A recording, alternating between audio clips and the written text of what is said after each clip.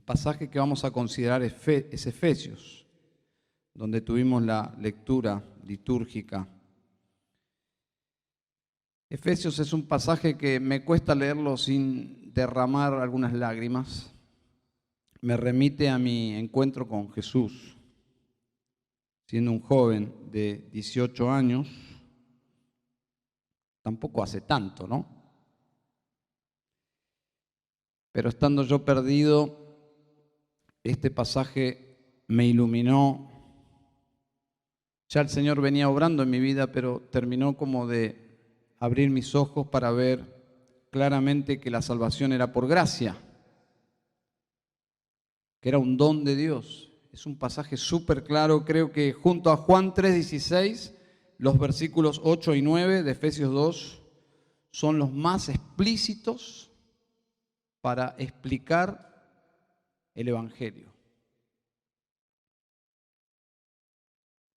Si tendríamos que resumir el mensaje de los versículos 1 al 9, sería de la siguiente forma. Una forma. La salvación que tenemos, que disfrutamos, es totalmente por gracia, por medio de Cristo. Eso es sencillamente y profundamente y gloriosamente el Evangelio, pero es la verdad que está contenida en estos versículos. La salvación que tenemos es totalmente por gracia. Esta sublime, asombrosa salvación eterna es totalmente una obra de Dios, pero es por gracia. Ese es el énfasis, por medio de Cristo. ¿Bien? O como lo expresó Juan Calvino, y lo vamos a ver también en este texto, hablando de sí mismo: depravado por naturaleza, pecador por mi elección, salvo por gracia. Depravado por naturaleza, pecador por mi elección, salvo por gracia. Y si ustedes observan la lógica o la retórica de nuestro pasaje o del párrafo, es que no podría ser de otra forma. ¿Por qué no podría ser de otra forma? Por nuestra condición. Nuestra condición es muy clara en estos versículos.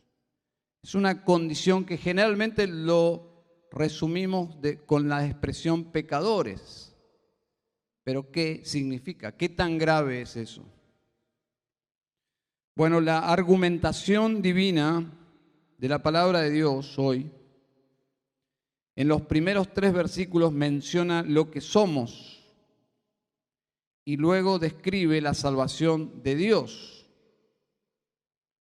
¿Y cuál es la conclusión? Bueno, lógicamente los muertos no pueden hacer nada por sí mismos. Por eso la salvación es por gracia y obra de Dios. Porque si los primeros 3 versículos dicen lo que dicen, entonces la lógica es que Dios tiene que intervenir para levantarnos de los muertos y salvarnos. En una epístola dirigida a creyentes como es esta, Pablo escribe en tiempo pasado lo que éramos, pero el énfasis es ya no. Pero la segunda lectura es: nosotros que estamos en Cristo ya no estamos muertos, pero la segunda lectura es: los que no están en Cristo, es decir, todos los seres humanos, que es la condición universal de todos, es que sí están muertos espiritualmente. Jamás yo podría entender el Evangelio si no entiendo primeramente mi condición, mi estado frente a Dios, no frente a otras personas, sino frente a Dios, porque el Evangelio es un mensaje vertical, es un mensaje que tiene que ver con Dios y nosotros. Por lo tanto, jamás yo podría entender la dimensión de lo que implica las buenas nuevas de Jesucristo si no entiendo primeramente mi condición frente a los ojos de Dios.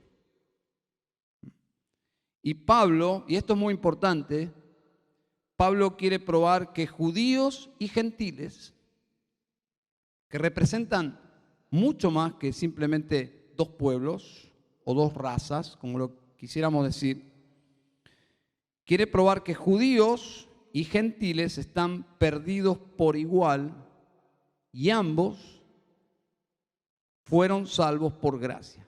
Ambos, el judío con todos los supuestos privilegios, tienen que entrar por la misma puerta que los paganos, gentiles, sin privilegios de parte de Dios, tienen que entrar por esa puerta angosta, por ese camino estrecho que es por gracia.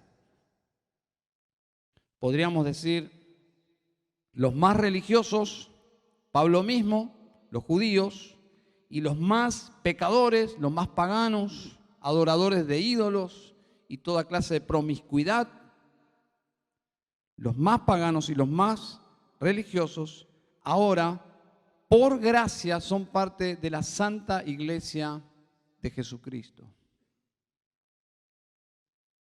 Les decía a los hermanos que estaban hoy en el curso de nuevos miembros que tener un concepto alto de Dios me conecta a tener un concepto alto, precioso, profundo de la iglesia, porque la iglesia es la esposa de Cristo. Y esta esposa amada y santa de Cristo está formada, dice aquí, por personas que vinieron por gracia, pero ya sea el judío, moralmente correcto, religioso, hasta podríamos decir en general, en términos generales, representa un pueblo de la Biblia, y este sector de la humanidad, los gentiles, paganos, desviados, ignorantes, adoradores de ídolos, ambos están perdidos y tienen que venir a Cristo para ser salvos y en la condición de gracia. Absolutamente por gracia. ¿Bien? Y esa es la buena noticia, que es por gracia. Son buenas noticias para aquel que entendió su estado de desesperación y que no puede hacer nada por sí mismo. No son tan buenas noticias para aquella persona que ha construido y que le ha costado trabajar en su propia salvación. Les contaba a un grupo de personas en esta mañana en un estudio bíblico de un caso que me sucedió en mi casa. Había un señor que era evangélico por muchos años y me contó su historia. Me contó su historia como un gran cuadro. Lo notable de esa historia es que no estaba Jesús en el cuadro. Por lo tanto, mi discernimiento fue que si no está Jesús en su historia, probablemente no haya creído el evangelio bíblico. Le pedí permiso para explicarle lo que yo entendía que era el evangelio. Cuando abro las escrituras, le comienzo a explicar el evangelio, este hombre, cuando concluyo, porque me deja concluir y parece entender el desarrollo del mensaje, él se para, se enoja, grita y me dice: ¿me estás queriendo decir que todo lo que yo hice no me sirve para nada? Todo el dinero que yo di a la iglesia y todo lo que me esforcé por la iglesia no me da crédito para entrar en el cielo. Bueno, estaba tan vehemente que le dije: bueno, no lo digo yo, lo dice la Biblia, pero es exactamente lo que le estaba diciendo. Depravado por naturaleza, pecador por mi elección, salvo por gracia. Y este pasaje, justamente, por medio de 3 palabras que voy a rotular en el sermón, vemos nuestra condición que nos va a ayudar a apreciar la gracia. Porque la lógica, recuerden, que la salvación no puede ser de otra forma. Si lo que dice la Biblia es verdad, y es verdad, entonces la salvación tiene que ser una obra de Dios por gracia. Es alguien más y es Jesucristo quien tiene que salvarme. Primera palabra, versículo 1, muertos. Muertos. Dice, y Él os dio vida a vosotros que estabais muertos en vuestros delitos y pecados. Muchos evangélicos leen este versículo tan superficialmente que interpretan, y Él os dio vida a vosotros, y hasta ahí. Y hasta ahí. Es decir, yo ya estaba vivo, pero Jesús me dio más vida. No, lo que está diciendo aquí es que esa vida vino a nosotros porque estábamos muertos. Muertos en vuestros delitos y pecados. Pablo parecería que habla aquí o escribe aquí desde una superioridad como judío, ¿no? Como diciendo, y este era el gran conflicto entre judíos y gentiles. Los judíos miraban desde arriba a los gentiles. Y parecería que Pablo está cometiendo el mismo error, ¿no? Diciendo, ustedes estaban muertos en vuestros delitos y pecados, pero hay cierto manejo del lenguaje para llegar a donde quiere llegar Pablo. Porque los lectores podrían estar pensando, claro, entonces es como dicen los judíos, sienten una superioridad, pero ya vamos a ver cómo él va manejando su mensaje. Dice, y Él os dio vida a vosotros, Cristo, que estabais muertos en vuestros delitos y pecados. Si le toman el pulso a cualquier persona de la calle que no es cristiana, y si le tomaran el pulso espiritual, no el pulso natural y físico, sino el pulso espiritual, y este doctor sería un doctor espiritual, le diría, usted está muerto. Ese es el diagnóstico para todas las personas de este mundo. Los que no están muertos son los que han experimentado lo que menciona este pasaje, que recibieron la vida en Cristo. Pero si no estás en Cristo, la Biblia dice que espiritualmente estás muerto, lejos de Dios, lejos de la vida misma, de la fuente, del origen de la vida misma, muerte espiritual. Todos los pecadores, después de lo que relata Moisés en Génesis 3, todos nacen a partir de allí espiritualmente muertos. Es decir, Adán y Eva fueron creados no muertos, tenían vida espiritual, pero una vida pasiva no probada.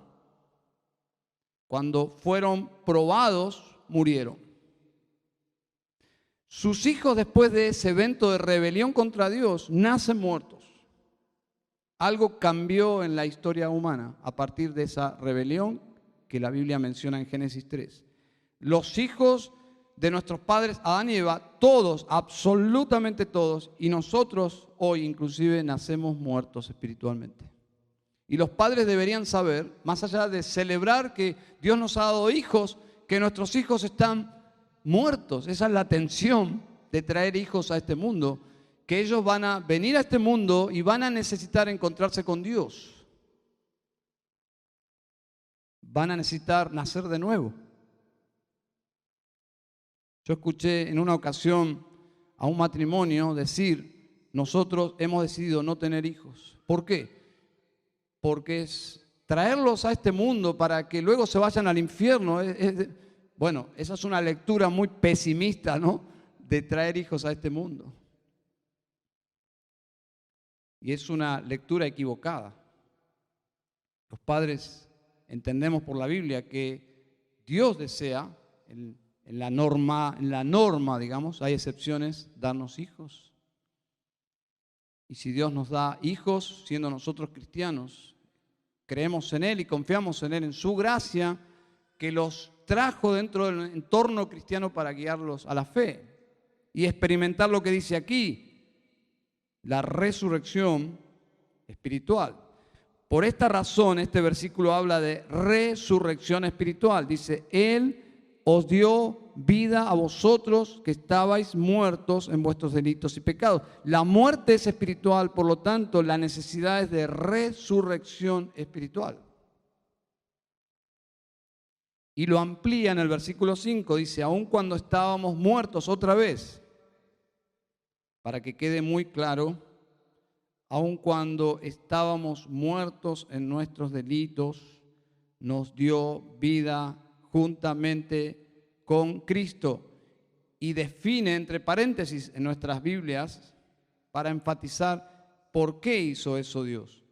Por gracia habéis sido salvados. Esa salvación se describe como una resurrección espiritual.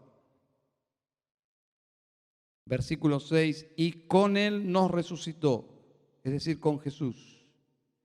Y con Él nos sentó en los lugares celestiales en Cristo Jesús. Eso no tiene mucha lógica para nosotros, pero Dios está describiendo un hecho como ya consumado. Todas las etapas de esta salvación, a los ojos de Dios, es un hecho ya consumado. Pero observen que ese poder que nos resucitó es el mismo poder que entró en la tumba de Jesús, es el mismo poder que actuó sobre el cadáver de Jesús y lo levantó de los muertos ese domingo de resurrección. ¿Dónde dice eso? Observen, capítulo 1, versículo 19 y 20. Dice Efesios 1, 19, ¿y cuál es la extraordinaria grandeza de su poder para con nosotros los que creemos, conforme a la eficacia de la fuerza de su poder? Todo un lenguaje que magnifica esta obra de resurrección en el pecador. Versículo 20, el cual obró en Cristo Jesús, ese poder, le resucitó de entre los muertos y le sentó a su diestra en los lugares celestiales. Es decir, Jesús está muerto, viene ese poder resucitador de Dios, lo levanta de los muertos, la tumba se abre, Él vuelve a la vida físicamente en gloria y finalmente en el proceso asciende a los cielos y se sienta a la diestra del Padre. Eso es historia para los creyentes, obviamente. Ese mismo poder que efectuó la resurrección de Jesús es el mismo poder que efectúa nuestra resurrección espiritual. Así lo dice nuestro pasaje. Y Él os dio vida a vosotros cuando estabais muertos. Si alguien que hubiese estado en la resurrección física de Lázaro tendría que dar testimonio como testigo ahí de lo que sucedió, podría usar inclusive estas mismas palabras de Efesios 1, 19 y 20. ¿Y qué pasó? ¿Cómo fue? Porque hace 4 días había muerto este muchacho, Lázaro. Sí, pero fue algo impresionante. Jesús se paró frente a la tumba y dijo, Lázaro, ven fuera.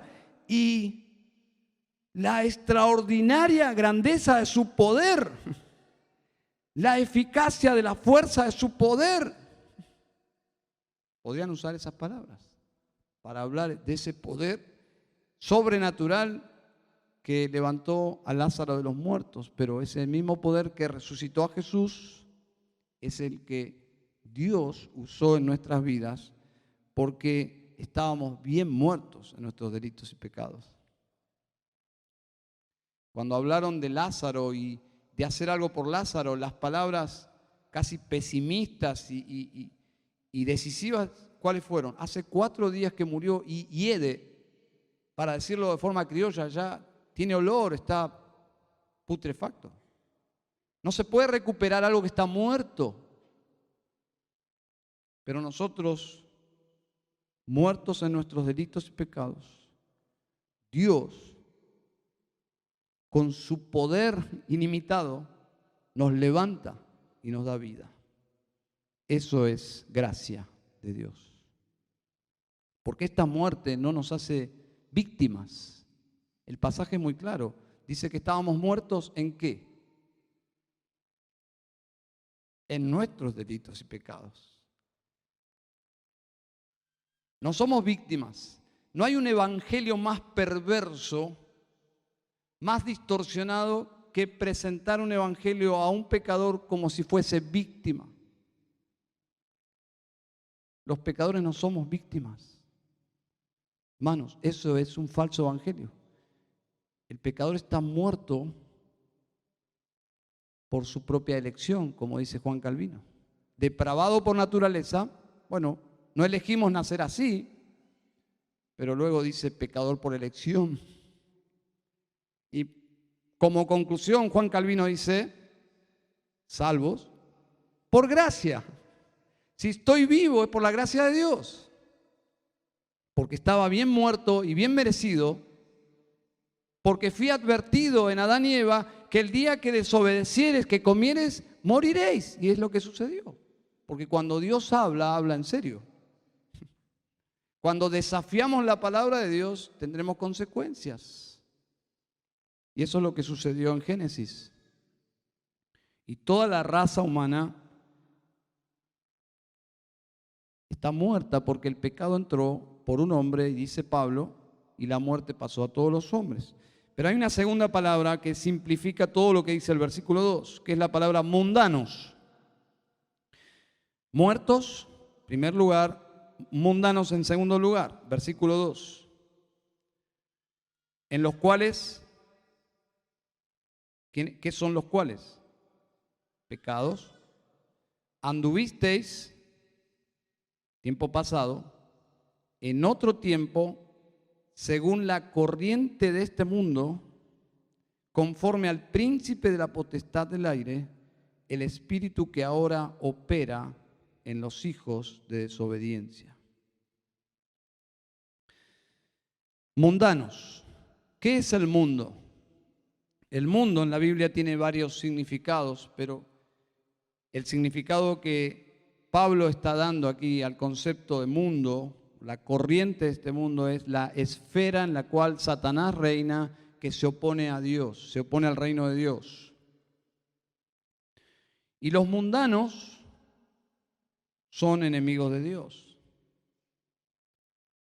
Santiago 4:4 dice, oh almas adúlteras, ¿no sabéis que la amistad del mundo es enemistad hacia Dios? Por tanto, el que quiere ser amigo del mundo se constituye enemigo de Dios. Es decir, ser mundano no es algo que suena como glamuroso. Es terriblemente grave, porque dice claramente que los que son amigos del mundo son enemigos de Dios. Primera de Juan 2:15 dice, no améis al mundo, ni las cosas que están en el mundo. Si alguno ama al mundo, el amor del Padre no está en él. ¿Por qué? Porque Dios no ama a los mundanos, porque el mundo es enemigo de Dios. Por lo tanto, amar al mundo es ponerse del otro lado. ¿Y qué es el mundo? Bueno, no es el mundo geográficamente, es el mundo como sistema dentro de este planeta, un sistema que vive de espalda a Dios y en contra de los valores de Dios.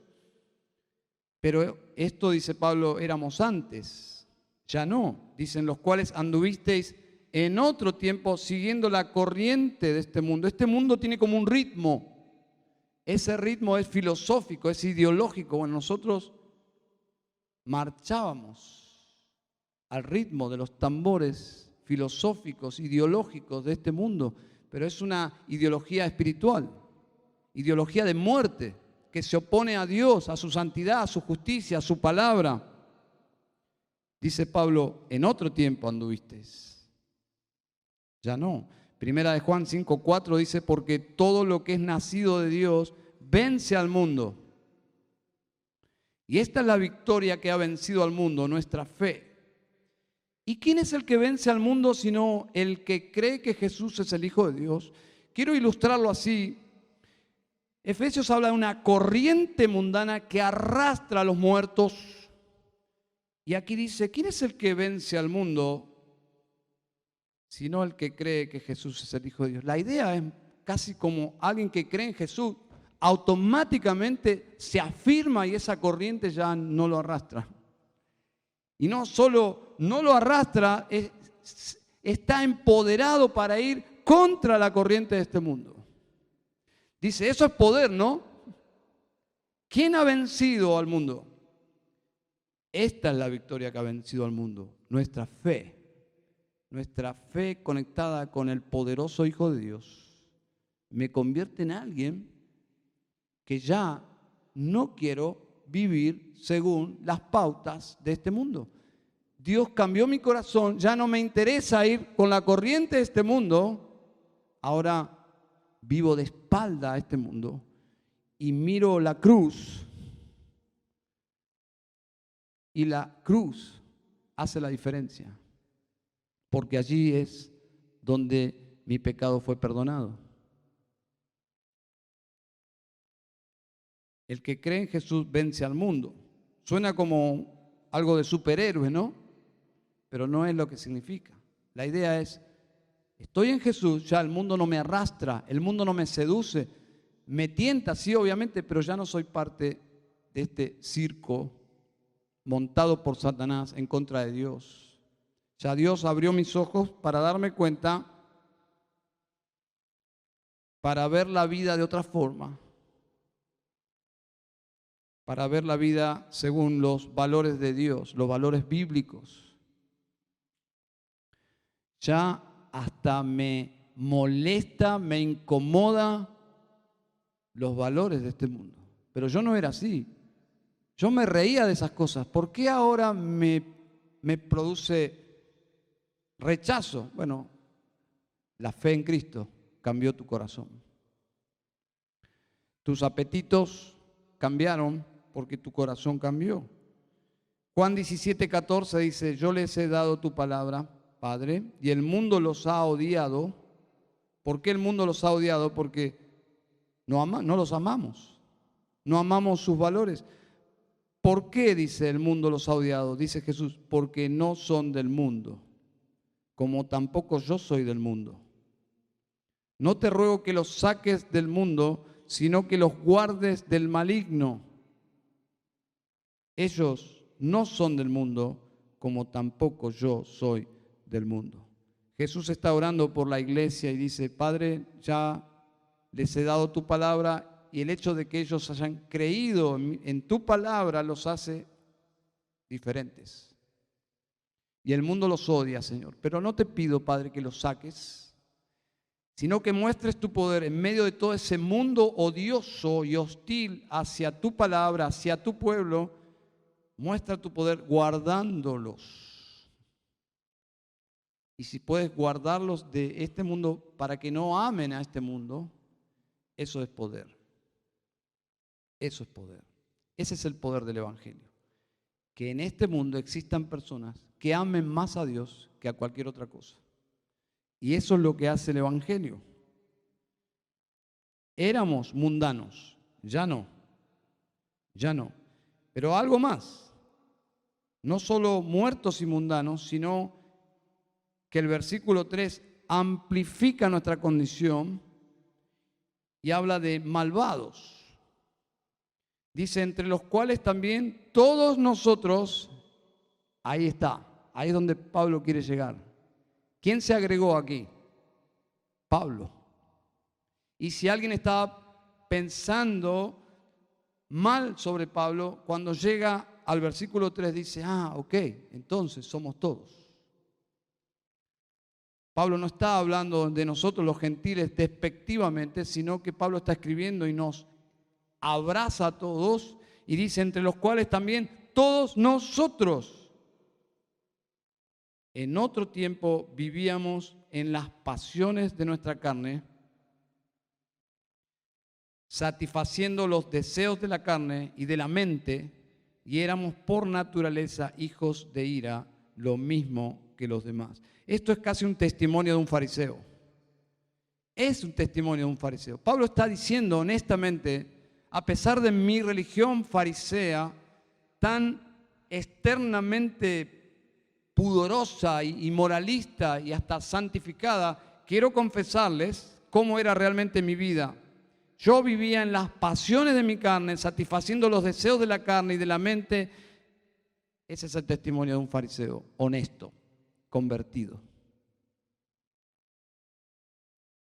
Así que Pablo se incluye, y esto significa, por implicación, que el hombre más religioso de esta tierra está perdido y vive de esta forma, como Pablo vivía. Cuando Jesús se encuentra con Nicodemo, le da el mismo diagnóstico. ¿Cuál? Debes nacer de nuevo. Traducido es, estás perdido y tu religión no te puede resucitar de los muertos. Tu religión no puede cambiar tu situación. Pero volviendo a nuestro texto, hay dos frases para resaltar. Hijos de desobediencia, hijos de ira. Dos expresiones idiomáticas que hablan muy honestamente de nuestra condición. Es una expresión que enfatiza que nuestra forma de vivir, mencionada antes, provoca en Dios su ira. Su ira. Significa que todos nuestros actos, todos nuestros pensamientos, todos nuestros deseos están tan afectados por el pecado, tan alejados de los estándares de Dios, que a Dios no solo no le agradan, sino que Dios los aborrece. Produce en Dios hastío, ira judicial, ira santa.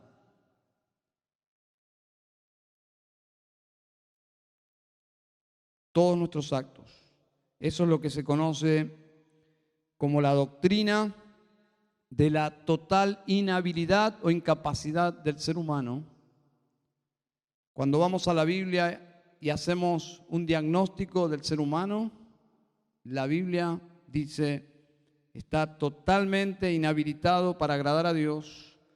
El término más fuerte, teológico, es la total depravación del hombre. Suena fuerte, no es una expresión sexual, es una expresión que habla de la incapacidad espiritual del ser humano. Total depravación del hombre es la frase que usó Juan Calvino. En su libro de Introducción a la Teología Sistemática, John Fram dice sobre este asunto algo que me parece apropiado y lo traje aquí, lo voy a citar como está en su libro. Dice, algunos pueden intentar usar la inhabilidad total como excusa diciendo, no creeré en Jesús porque no puedo. Pero las Escrituras no justifican esa excusa. La inhabilidad total no es física ni psicológica, es moral. Una inhabilidad para hacer lo correcto. Es una inhabilidad por la cual somos responsables. No puede ser usada como una excusa. ¿Se dan cuenta? No puede ningún pecador decir, yo nací totalmente depravado, no puedo creer. No. No puede ser usada una doctrina para darnos luz acerca de nuestra condición y correr a la cruz. No puede ser usada como una justificación para no ir a la cruz. Esta doctrina es justamente para hacernos conscientes de nuestra necesidad de correr a la cruz mientras nuestro corazón lata y tengamos vida en este mundo. Porque una vez que partamos de este mundo ya es demasiado tarde. Romanos 3:12 dice, todos se desviaron, a unas se hicieron inútiles, no hay quien haga lo bueno, no hay ni siquiera uno. ¿Cuál es el diagnóstico? Muertos, mundanos, malvados. Y saben, interesante, si ustedes luego pueden hacer este ejercicio, leer el pasaje y darse cuenta que corresponde a los tres enemigos de Dios, el diablo, el mundo y la carne. Y nosotros estamos abrazados a los tres, sacándonos fotos. Orgullosos de ser de este mundo, por los valores de este mundo, Satanás, y viviendo en nuestra carne, como dice el versículo 3. Por lo tanto, versículo 3 dice, éramos por naturaleza hijos de ira, lo mismo que los demás. Es decir, No hay justificativo. Ningún pecador puede debatir con Dios su culpabilidad. No existe, no hay posibilidad. Por eso el juicio final será unilateral.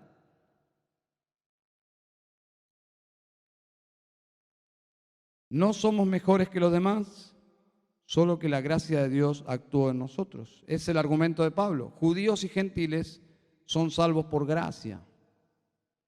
Y el centro de todo, según los eruditos, los que estudian la gramática y la estructura y cómo está presentado el texto, dicen que en el versículo 5 está justamente el punto neurálgico, el punto crucial. El centro de todo se menciona en el versículo 5, en la frase, aun cuando estábamos muertos en nuestros delitos, y ahora viene, nos dio vida juntamente con Cristo.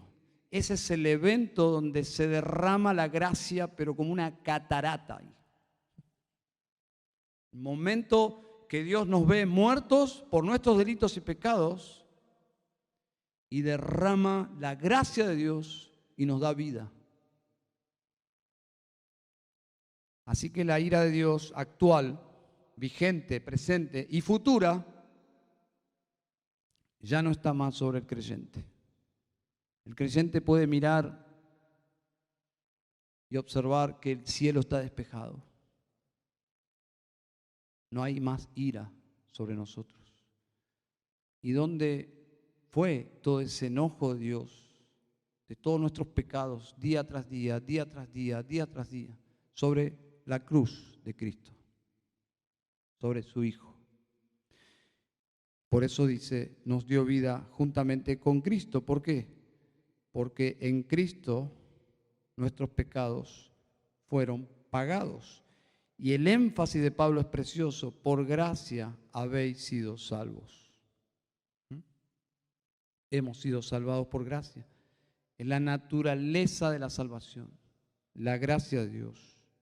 Lo opuesto a lo que merecemos. Ira, castigo, juicio. Y la clave, hermanos y amigos, la clave para interpretar la naturaleza de la salvación es justamente la unión con Cristo que menciona Efesios. En Cristo, en Cristo, en Cristo. Esa expresión en Cristo es que estamos unidos a Cristo, inseparablemente y eternamente inseparables en Cristo y de Cristo. Cristo murió por nuestros pecados, estábamos en Él, solo que Él moría por nosotros. Cristo resucitó con poder, Él nos resucita a nosotros. ¿Qué hace luego Cristo? Se va a su morada celestial, y se sienta a la diestra de Dios. Bueno, la expresión es exactamente así. Estamos sentados con Cristo. ¿Por qué estamos sentados con Cristo? Porque estamos unidos a Él. Es una cuestión de tiempo que eso será una realidad. Es profético, no solo es teológico, es profético. Un día estaremos con Cristo, y metafóricamente estar sentado con Cristo es estar con Él y compartir con Él su reino. Lo dice Apocalipsis, que reinaremos con Él. No sé todo lo que eso implica, pero lo dice la Biblia. El creyente participa al estar unido a Cristo. Y observen el progreso, por favor. Versículo 4.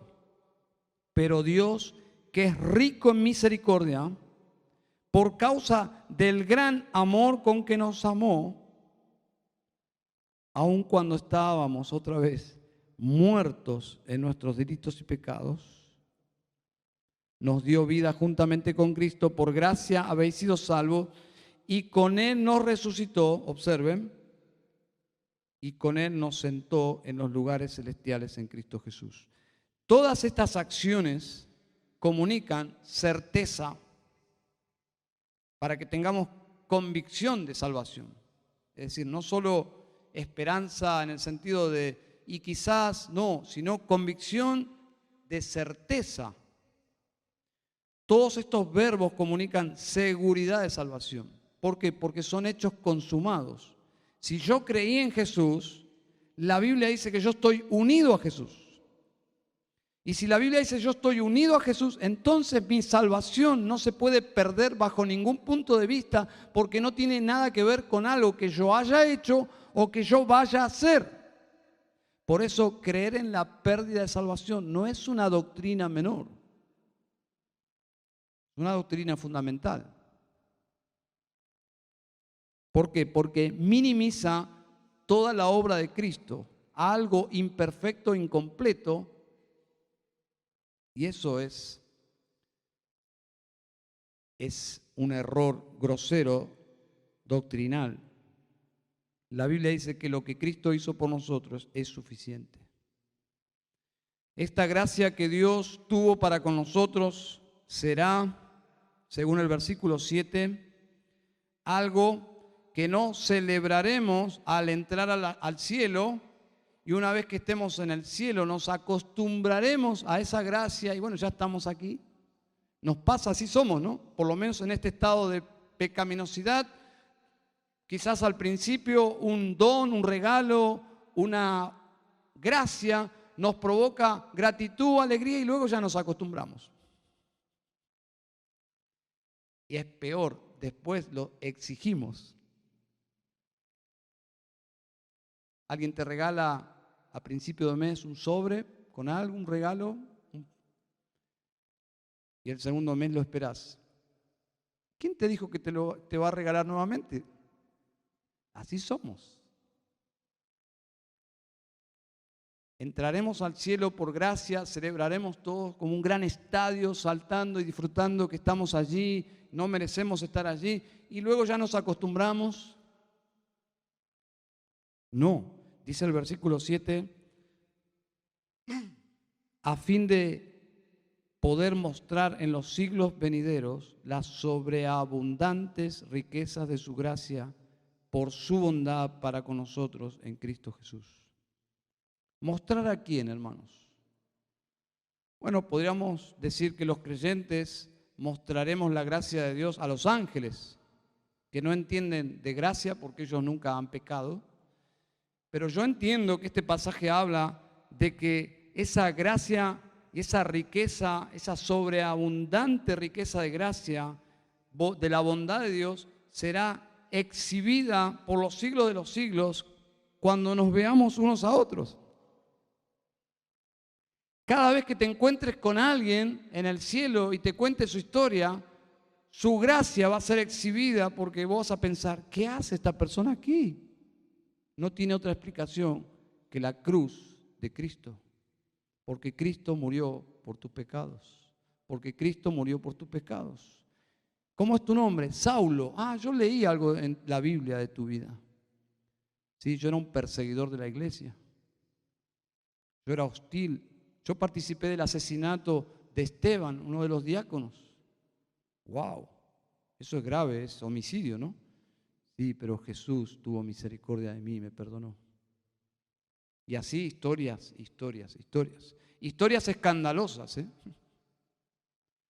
Historias escandalosas de grandes pecadores salvados por gracia. Y otros que, según nuestra forma de medir los pecados, no son tan escandalosos, pero el cielo mide de otra forma. El cielo mide de otra forma nuestros pecados. Lo que entiendo del versículo 7, que será una gracia celebrada por la eternidad. Y cada pecador salvado por gracia que estará allí en el cielo será una exposición gloriosa, elocuente de la naturaleza de Dios. Dios es un Dios lleno de gracia. Y el apóstol Pablo presenta nuestra glorificación como un hecho consumado. Versículo 6. Ya es un hecho consumado. Nos resucitó y nos sentó en lugares celestiales en Cristo Jesús. ¿Y saben dónde se demuestra que es una salvación consumada? Porque justamente habla de los aspectos de la obra de Cristo consumadas. Es decir, Cristo murió una sola vez, dice la Escritura, para salvarnos una sola vez, y ascendió después de resucitar a los cielos una sola vez. ¿Y qué hizo una vez llegando al cielo? Se sienta. Y ese es un lenguaje que habla de consumación, es decir, se sienta porque ya todo está hecho. Entonces, nuestra salvación está identificada con estos hechos. Resucitó, nos resucitó y nos sentó. Listo, es un hecho consumado. Los creyentes son salvos. Y eso es lo que explica todo el texto. Salvos por gracia. Salvos por gracia. Nuestra salvación no es algo que nosotros hicimos, ni es algo que nosotros podemos mantener. Solo evidenciar si está en nuestras vidas o no está en nuestras vidas. Por lo tanto, nuestra salvación depende totalmente de la gracia de Dios. Y afirmamos, por lo que dice la palabra de Dios, que la salvación no se puede perder porque es un hecho consumado por la gracia de Dios en Cristo Jesús. Los salvos han recibido la vida eterna como un regalo de Dios. Y es tan elocuente la gracia de Dios, lo que produce la gracia de Dios, que dice el versículo 9, que produce personas totalmente desprovistas de vanagloria. Porque dice, no por obras, para que nadie se gloríe. La salvación por gracia, cuando es entendida y creída y produce salvación real, produce personas humildes que hasta valoran el privilegio de servir a Dios. No son exigentes, no son conflictivas, son personas que todo lo miden por la gracia de Dios. No merezco otra cosa que estar en el infierno y a cambio Dios me mantiene vivo y me da el privilegio de servir, me da el privilegio de amar, me da el privilegio de tener su palabra y todos lo ven como privilegios. No son piqueteros ni planeros, son agradecidos porque lo han recibido por gracia. No exigen por algo que no hicieron, no exigen porque lo que hicieron fue tan grave que le costó la vida a Jesús, su muerte en la cruz. Por lo tanto, tienen una actitud de humildad, de decir, nada de qué gloriarme. Esta salvación es absolutamente por gracia, no puedo exigir nada, no merezco nada, sino solo la muerte eterna y he recibido la vida eterna. ¿Se dan cuenta el nivel a donde Pablo quiere llegar? Y no hay tiempo para seguir, pero básicamente lo que está planteando Pablo luego es que la iglesia está formada por salvos de toda clase de personas. Ni el judío ni el gentil tienen mérito propio, nada de qué gloriarse, somos salvos por gracia. Amén. Vamos a orar al Señor. Padre que estás en los cielos, te damos gracias por tu misericordia, Señor, para con nosotros, porque aún siendo salvos, a veces vivimos de tal forma que parecería que no apreciamos tu gracia, Señor. No apreciamos que no solo la salvación es por gracia, todo lo que tenemos es por gracia. Señor, ayúdanos, por favor, a ser humildes